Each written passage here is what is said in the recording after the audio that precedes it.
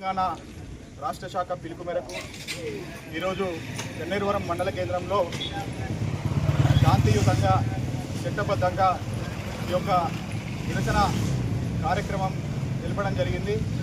అదేవిధంగా అనంతరం ఎంఆర్ఓ గారికి కూడా వినతి పత్రం సమర్పించడం జరిగింది.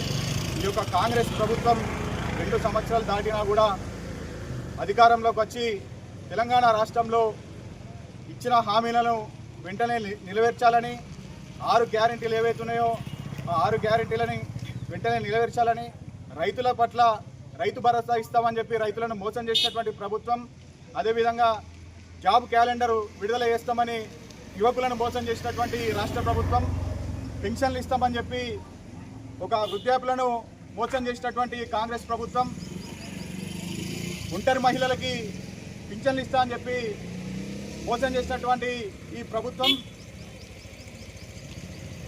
ఈ అన్నిటి పట్ల భారతీయ జనతా పార్టీ చూస్తూ ఊరుకోదని చెప్పి మేము హెచ్చరిస్తున్నాం.